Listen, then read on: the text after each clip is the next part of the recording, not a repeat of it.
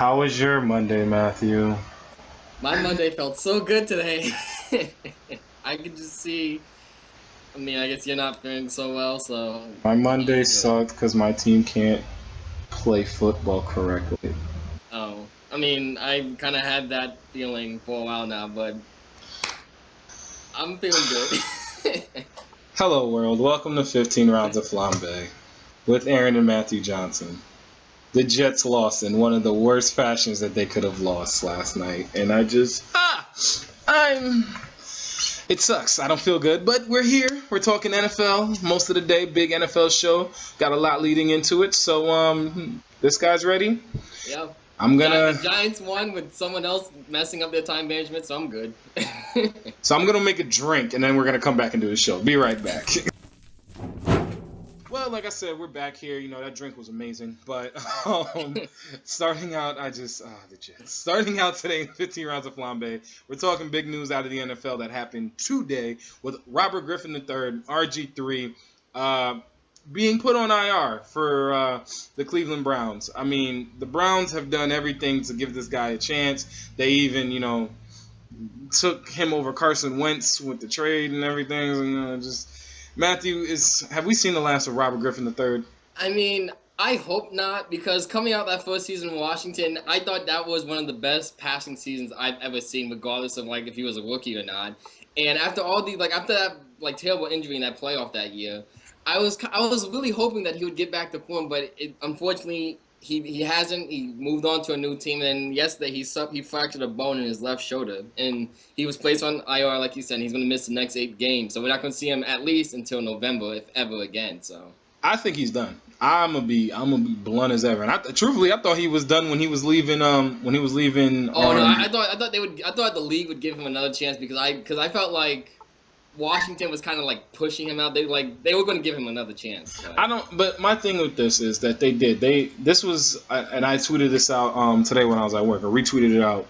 I got to get you the name on the person who tweeted it out. I'll put up a little bar thing here. It'll be there.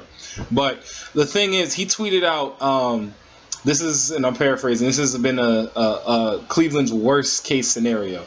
They trade the pick that turns out to be Carson Wentz. They get Robert Griffin III. They lose their opener to Carson Wentz. And less than 24 hours later, they got to put Robert Griffin III on injured reserve.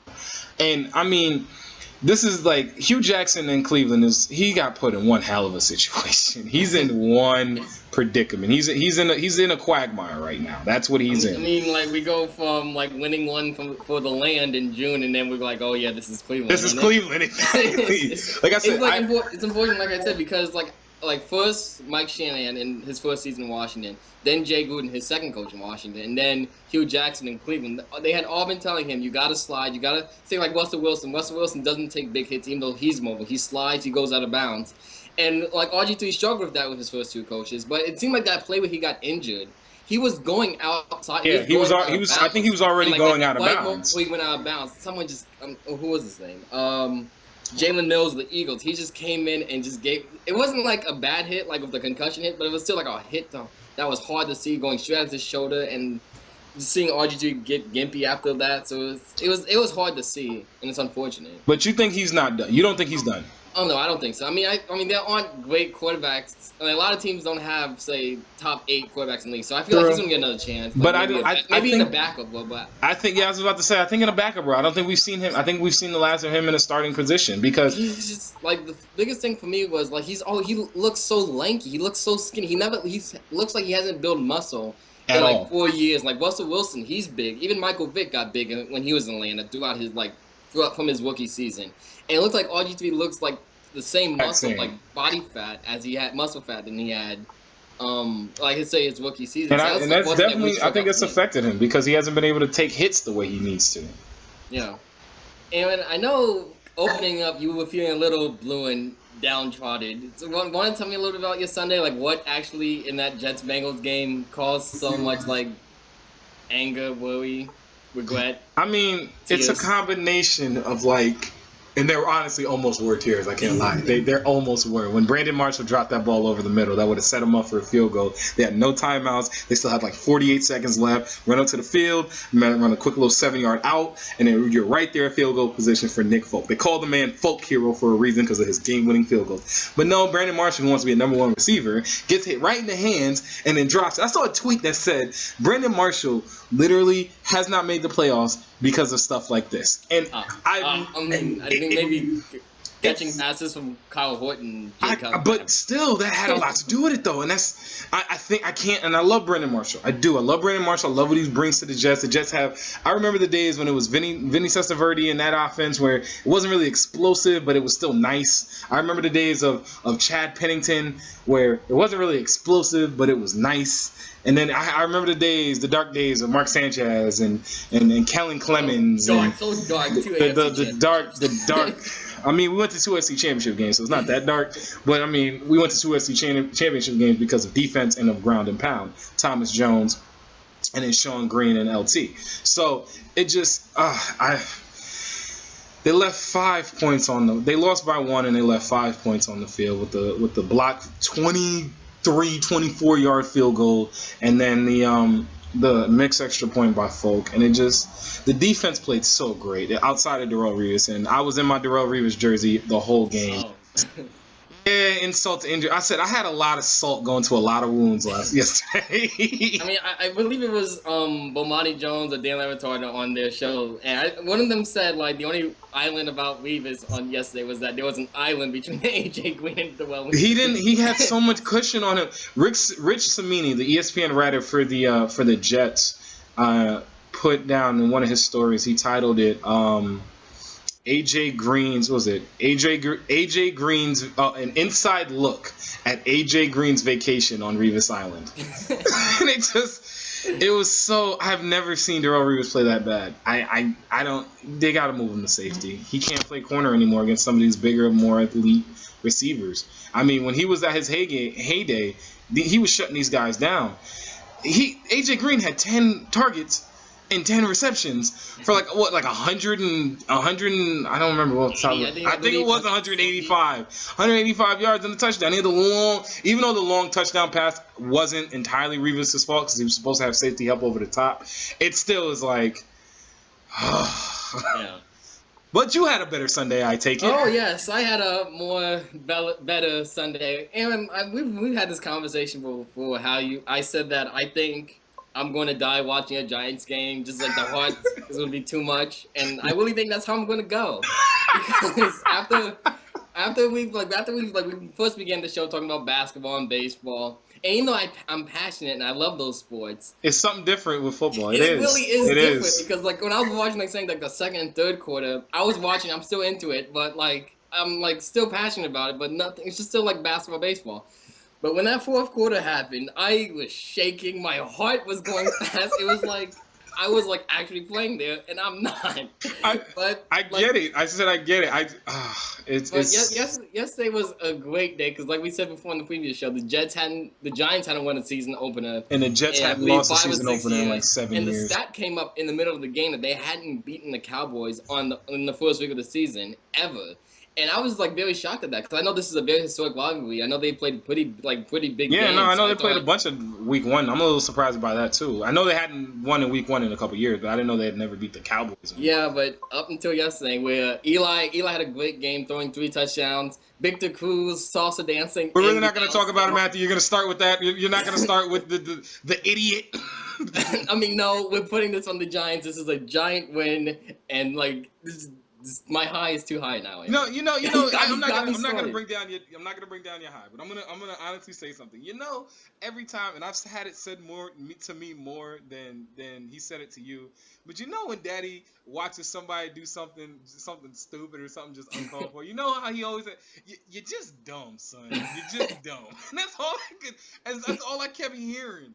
All I kept hearing when Terrence Williams caught that pass, and I saw what the red line was for Dan Bailey. And I said, all right, he gets out of bounds. It's still a long field goal, but at least you get the attempt. It probably would have been like a 58-yard. It would have. I mean, that's the issue because if he had like caught it and gone straight out of bounds, that would maybe put like maybe 9-10 seconds left. But that would have been like Tried doing that would have been something like else. 65. That would have been like a 65-yard field goal. So maybe they would have won one more play. Maybe run one more play, but you at least have the option. You at Yeah. least give yourself the option. But this doggone knucklehead goes, and the thing that killed me is the fact that, I mean, I'm trying to comprehend when you catch a football and you understand the situation that you're in, that like you catch it and you see where you are, your awareness is where you are, and you just run right out of bounds. But he just, I mean, he thought it was like in the middle of the first quarter and he was going to take it the distance. I mean, I understand his spirit wanting to get all those yards, but once again, it was just the Giants' defense just playing so smart and just letting him just pick up as many yards as he wanted because they knew the clock was going down. And just going back to the defense in general, even though Dak Prescott, he came out like scorching. I mean, not like maybe scorching hot, but he played very well as a rookie in the first half. On that opening drive, he missed one pass, and it was to Cole Beasley over the middle. And honestly, I think it was Dominic Rodgers-Cromartie that came on the blitz that really broke that pass up or made him throw it from a different angle than he really wanted to, or else Prescott would have had a perfect drive and Cole Beasley would have walked into the end. That's the thing, though. That's why the Giants won. They came and they had 3 red zone attempts. They did something they didn't do last season, where they finished, because the same thing happened last year in Dallas, where they didn't finish in Dallas, and who knows how many teams came back against the Giants in the final 4 minutes of a game. But the Giants held down. They finished. They got 3 touchdowns in the red zone. The Cowboys settled for field goals, and they held down. Your former player, Damon Harris. I told you were gonna love snacks. Olivia Vernon, they like shut down Ezekiel Elliott. He had some nice ones at the beginning, but they held him to, I believe, 2.7 yards a carry. They kind of contained Prescott in the second half. There was no touchdowns, no big plays. Held Des to 1 catch for 8 yards, and I'm happy today. The only thing I gotta say to this, and we'll leave it out on this point, but the only thing I gotta say to this is I tweeted out one thing after that game. I really did. The way it ended, the rivalry, everything. I tweeted out, and I wholeheartedly believe this, that Dallas Cowboy fans and New York Jet fans are distant cousins. Because they have literally turned losing into an art form. There's losing a game, there's losing a heartbreaker, and there are losing games the way that the New York Jets, the Dallas Cowboys, and we even can throw the Cleveland. No, the Cleveland Browns are just heartbreak. They're just heartbreak. But there's maybe a way, Bengals, putting the Bengals there too. They just snatch defeat from the jaws of victory, and it's just. It's an art form. You gotta be artful to do something like that. God, I can't wait till Thursday. I got our show here on 15 Rounds of Flambé. Like I said, we had a great. Well, most people had a great. I mean, I had a great. Yeah, he had a great first week. But Matthew, what were some of the other things that you really are taking away from week 1 and want to look into going into week 2? Other than did you win in fantasy? I don't remember. I believe I was winning, yes. Yeah, okay. So yeah, it's like really good day. Yeah, okay. Well, I'm about to win my game. All the games yesterday, like 2 that really stuck out to me were like the Colts and the Lions. Like all these years, we keep saying the Colts gonna be like this next great team. A few years ago, they won to the division, and they won the division, second round, or first round exit, and then they go all the way to the AFC Championship and lose. So we're thinking Super Bowl. Andrew Luck gets hurt last year, and there's like a complete mess. And then this week, opening weekend, they lose to the Lions, coming out kind of flat, and Andrew Luck carrying that team back. I just worry about if this is going to be like another, I guess, Peyton Manning-esque team where the quarterback's going to be having to drag along this average to below average team and then getting beaten by by better teams in the postseason. Well, I mean, I think that the game that stuck out to me. There are a lot of scenarios and a lot of situations that stuck out to me. I said we talked about the Cowboy game. We fortunately had to talk about the Jets. But the game that really stuck out to me, and I don't understand how they do it. I really don't. How in the world the Patriots just keep trucking along? And you're without Tom Brady. You're without Rob Gronkowski. I believe Rob Ninkovich didn't even play. Like, you're without all these top flight guys. You're going into Arizona, where it's like Arizona is being looked at as a Super Bowl contender, not only a division contender, a Super Bowl contender to get there and win it. And they play better than them, and they beat them. Don't get me wrong. And I'm glad you brought up the Peyton Manning and Andrew Luck situation, because Larry Fitzgerald has been in that situation in Arizona. He has to love it in Arizona, because Larry Fitzgerald played out of his mind. He played out of his mind in that fourth quarter. And I said, I have a lot of, being up here in Connecticut and New England, you get a lot of people that love the Patriots. And there's a lot of people on Twitter that are always, hooting and hollering for the Patriots and this, that, and the third. And they literally were saying, Larry Fitzgerald is eating us alive right now. And he was. And somehow, some way, the bad snap into the bad kick, and it just, I said, I tweeted it out. I'm a big Twitter guy, and I tweeted it out. At AARONJOHNSON _ just so you guys know if you want to follow me on Twitter. But I tweeted out after everything happened is, no matter what happens, the New England Patriots somehow, some way always come up smelling like roses. And it's just, as a divisional foe, it's the most sickening thing in the world that I've had to deal with for the past 15 years. And I actually remember me and Dan, when I was like the sports editor at my college newspaper, me and Dan had like a section where we would go back and forth and like argue about a topic. And we were arguing about Peyton and Brady last season. And one point I made, not trying to take away anything from Tom Brady, because he is no question a top 5 quarterback, but Dan Leviton was talking about on his show today. I put more emphasis, say, on Bill Belichick than, say, Tom. I believe it is more Belichick than Brady. How it's more Greg Popovich and Tim Duncan, where these two brilliant minds just win regardless of the players. Now, I was mentioning how even in their first Super Bowl one, Brady didn't finish the AFC Championship game. No, Drew Bledsoe came back in and won that game. They went 11-5 the season they went. Matt Castle was for the season with Matt Castle, who had gone Matt nowhere. Castle owes Belichick some money. Yes, I really believe. I believe Bill Belichick. He's definitely, no question, on the NFL like Mount Rushmore of coaches. I believe he's like one and three between Lombardi and Paul Brown and him. So that's completely true, because you don't win in that system. You don't win that game unless you have a system in place that's gonna let you succeed. All these people that are talking about Jimmy Garoppolo, Jimmy G. If Garoppolo isn't on the New England Patriots, he doesn't even. He played well yesterday. He did. He played well. I was thinking, like, because he was mentioning quarterbacks. One quarterback he mentioned, Dan Leviton, was Tony Romo. If you, like, say, take out Tom Brady and, like, put in Tony Romo, like, the whole story of Tony Romo changes. Yeah, the whole everything about Tony Romo's changes. Oh, my goodness. And I was thinking about maybe, like, Philip Rivers, too. Like, Philip Rivers would be looked at so much more differently. Philip Rivers is like the ugly stepchild from that 2004 NFL draft. He really is. He's a great quarterback. I would say he would be, like, he's like, once these guys retire from that 2004 draft class, he's going to be looked at as, like, say, Jim Kelly, who, in that 84 draft of Dan Marino and John Elway, even though he's a Hall of Famer. Yeah, he's going to get in. Philip Rivers is going to get in the Hall of Fame, but the no Super Bowl rings hurt him, and the fact that the other two quarterbacks that got drafted the same time in the same draft, same first round as he did, got 2 Super Bowl rings. Eli's got 2 MVPs, and I believe Roethlisberger has 1. So Roethlisberger, I got him on my fantasy league. Riding with him this year. I really hope Big Ben, and I really think Big Ben's going to win. Was going to be I'm not going to say win the MVP, but I think he's going to be up there to win the MVP. I think he'll finish in the top 3, if not win. So I was going to say, like, last point. I know you said, like, this is a tough loss. It was just a terrible loss to the AFC East. But one time the biggest enemy goes out, everyone loses. But I was just going to mention San Diego, because San Diego had a 21-3 lead in Kansas City. Yeah. And not only did they lose that divisional game, but they lose Keenan Allen again for the rest of the season. I feel so bad because he's actually from Greensboro, so I'm a little familiar with him. And if I remember correctly, did he get hurt at the end of last season too? It was like midway through the season. I had him on my fantasy team last year too. He tore up his knee again last year, or before last year, so he was out for the season again too. So yeah, that's a rough loss. And I mean, he was getting carted off the field and he was in tears and everything. I mean, because he's a great player, just unfortunately he just can't stay healthy. San Diego, the Chargers are not staying there much longer. They're done after this year. There's no way. Oh, and before we end, we got to talk about Jack Del Rio. Even if we don't talk about it, we just got to mention it. Jack Del Rio, that. Oh, the cojones on that. Like, I can't even. Like, just good for you, Jack Del Rio. Yeah. Good for you. That's all the show we have for you guys. I'm feeling a little bit better. I was able to vent out some frustrations today. Matthew's still gonna, enjoy himself. But I hope you guys and enjoyed the video as always. 15 rounds of Flambé. We're gonna be here a couple more times this week. We're gonna try and get that 3. We're gonna get that magical 3. But keep liking, keep subscribing.